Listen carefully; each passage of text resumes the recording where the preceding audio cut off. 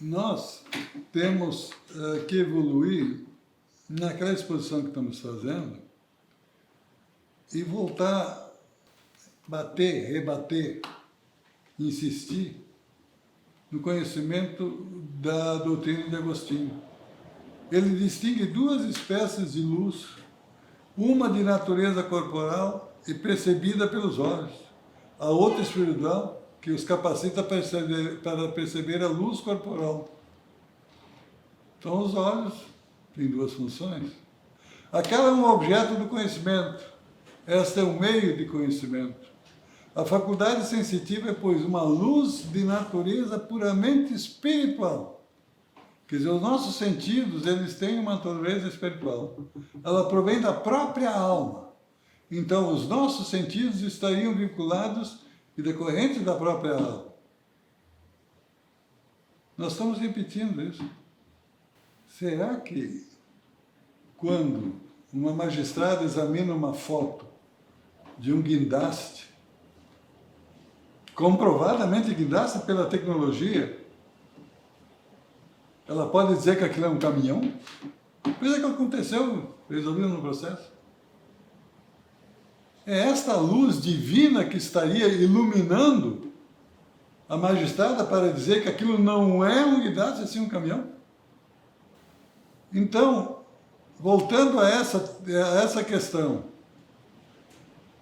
a gente tem que levar em conta que Agostinho discerne duas atitudes cognoscitivas, duas formas de aprender, fundamentando assim a doutrina do ratio superior e do inferior. De quem é que pertence o ratio superior? A uma elite. A vida, as sensações, as imagens, as recordações fazem parte do homem exterior. Mas o espírito humano também julga as sensações e mede os corpos e as figuras, para que dispõe de razões eternas. Então, todo julgamento das figuras depende dessas razões eternas. É aqui que deparamos a forma pensante propriamente dita, a mente, o homem interior na acepção precisa do termo. Em sua espiritualidade pura, portanto, o homem se abre para as ideias, simultaneamente, porém, tem de voltar a atenção para as coisas externas, a fim de aprendê-las e servir-se delas. Num e no outro caso, é a mesma razão que atua. Isto nos é trazido por Gilson,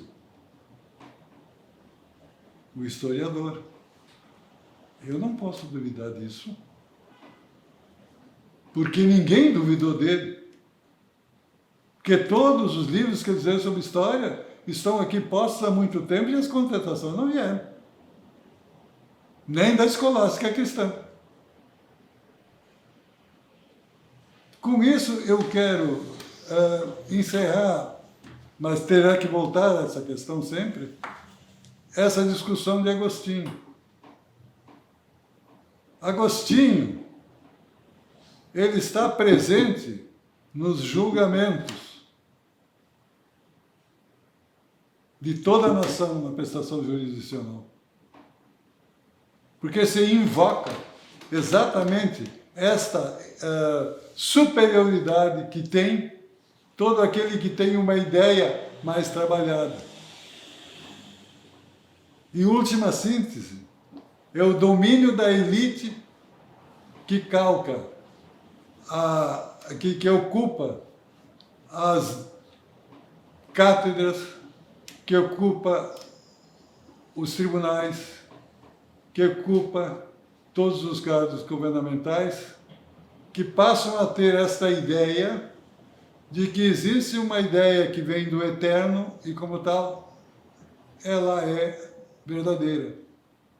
A minha pergunta é, será que isso não é uma herança daquela situação que se diz que todo ato, toda linguagem que provém das entidades públicas é verdade, até que se comprove o contrário? Então, essa insinuação que está se fazendo é a indagação que deve ser posta. Por que uma autoridade tributária, quando firma um auto de infração, pressupõe-se que a verdade está contida ali, e muitas vezes é muito difícil a gente conseguir que se faça uma perícia para dizer que aquilo não é verdade. Aquele sentimento de verdade que decorre de um ato público não estaria amarrado a essa questão que provém de Agostinho, que a sua vez ele trouxe lá dos pós-socráticos. Essa motivação está no subsolo da nossa consciência e é difícil pensar diferente.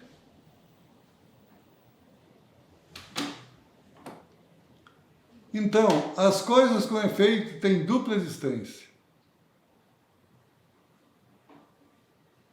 Uma real sucessiva de criação e outra ideal no Espírito de Deus.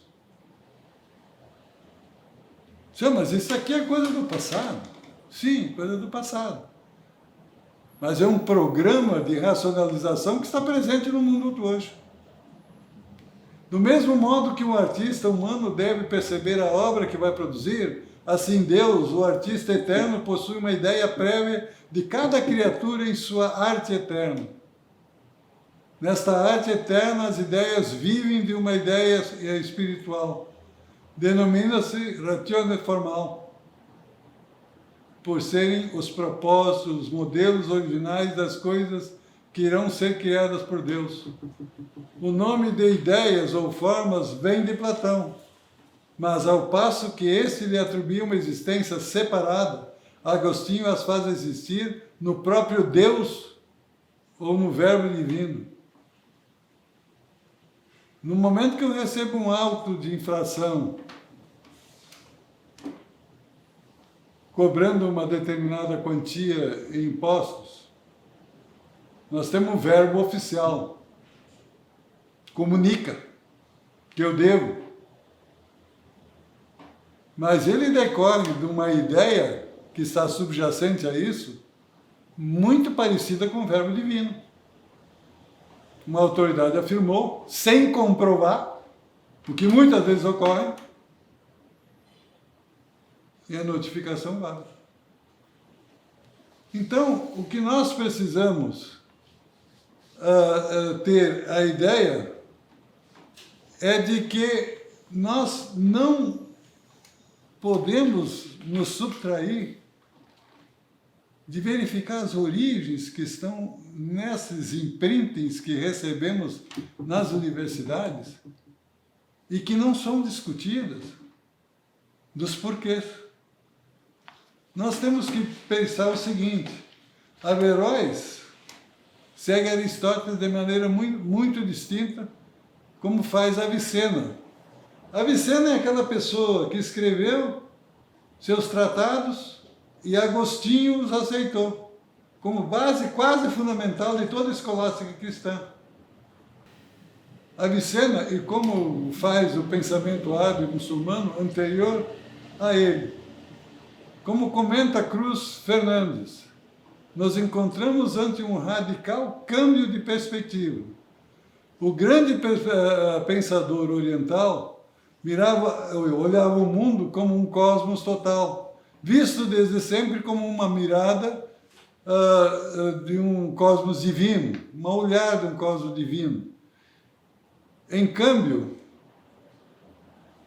Averroes olha o mundo atual, visto desde aqui e desde agora.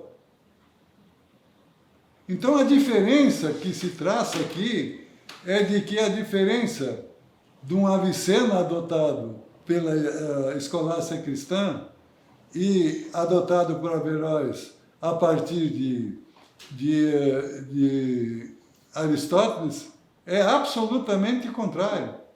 Um olha o mundo a partir de Deus e o outro olha o mundo a partir da realidade. Aí vem a crítica de Averroes, a distinção de Avicena. entre o ser possível e necessário e o ser absolutamente necessário por si. Então, o ser possível é o evento, e o ser necessário por si é a determinação divina. Entre uma distinção entre essência e existência. É esta neoplatização do pensamento aristotélico que leva a acusar toda a escolástica muçulmana de distinguir e de confundir a realidade. Então, o que a gente tem que pôr aqui e agora é que Averroes, no século XII, XIII, ele passou a apresentar Aristóteles como o orientador de uma ciência concreta. E o que Averroes fez foi justamente começar a discutir os textos de Aristóteles que foram trazidos das bibliotecas onde estavam escondidos e por uma nova interpretação da própria ciência e do próprio Alcorão. Isso aconteceu no século XII para XIII. Averroes tinha traduções do grego para o árabe. Essas traduções foram levadas para os centros, ou essencialmente um grande centro na França, para estudos. A tradução do Aristóteles para a língua utilizada pela escolástica cristã foi feita do árabe. Posteriormente se conseguiu os originais e aí se passou a traduzir do grego para a linguagem corrente. Agora, por que eu estou insistindo nisso? É necessário que a gente tome consciência que o grande organizador da ciência atual não é São Tomás de Aquino. Porque toda a discussão que o São Tomás de Aquino propôs cento e poucos anos depois de Averroes, no seio do cristianismo, é quase exatamente aquele que foi proposto por Averroes quando ele contestava os neoplatônicos. No lugar de Avicena, na realidade, foi posto São Tomás de Aquino. Então, Averroes contestou Avicena. E São Tomás de Aquino contestou Santo Agostinho. Então, por que isso é importante? Porque a partir do século XIII e XIV, houve uma cisão, um confronto político entre a Inglaterra e a França, e o rei da Inglaterra determinou que todos os estudantes ingleses saíssem da França e voltassem para a Inglaterra. Todos os estudantes, então, empacotaram todos os seus pertences, chegaram no Canal da Mancha e depois subiram o rio Ox. E em Oxford, onde já tinha um determinado centro evoluído, ou mais evoluído do que os outros da Inglaterra, eles se sediaram. Só que aí eles começaram a adotar exatamente aqueles ensinamentos que foram postos na Inglaterra a partir dos estudos de Aristóteles e que já tinham sido desenvolvidos por Averroes. E também por Maimônides, que era um grande cabalista que viveu quase toda a sua vida em Córdoba, na mesma cidade em que Averroes era médico daqueles governantes de cada época.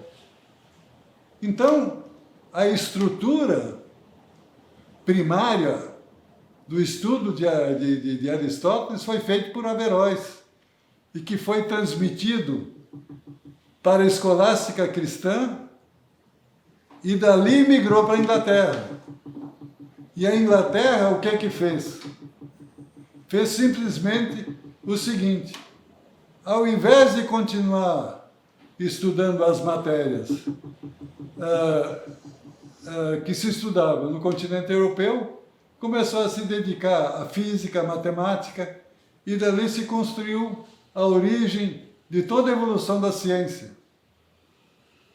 Aí tem que se chegar ao ponto em que todos os grandes cientistas passaram a estruturar a física, a química, e a partir desse contexto é que começou a se estudar uns conteúdos diferentes, formando a ciência atual, a partir de Aristóteles. Nós devemos, como base da nossa ciência, a Chartres, a continuidade daquilo que Averroes produziu nos seus ensinamentos em Córdoba. Essa é uma questão que é omitida, porque não quer se admitir a contribuição árabe, com todos os ensinamentos que foram capturados pela ciência que sucedeu a esse período. Diante dessa situação, a gente quer apresentar, por um dever de justiça, a herança, muitas vezes subtraída por todos aqueles que atuaram em Chartres, e Chartres foi a origem do estudo de Aristóteles, e que foi adotado por Oxford. Por isso que em Oxford se estudou a partir da realidade. E no continente europeu, que é logo para cá do Canal da Mancha, passou-se a estudar uma teoria científica das coisas de um jeito e uma teoria das ciências humanas de outro, onde ficaram presentes exatamente esses conteúdos que eram uma exigência posta pelo próprio Papa. Havia uma briga muito forte entre a ciência e a religião, até que houve um ponto em que se disse, bom, os cientistas ficam com a ciência e a igreja fica com a religião. Mas distinguir o que era religião e o que era ciência era absolutamente difícil. Por isso houve muitas perseguições, muitas fogueiras acesas, onde foram queimados todos aqueles que discordavam do Papa, por causa do império de poder que a igreja mantinha naquele período. Todo aquele que contrariava de uma forma ou de outra o verbo divino dito pelos clérigos respondia. Então, é essa a ideia que a gente tem que apresentar e afirmar que todo hermeneuta tem que conhecer.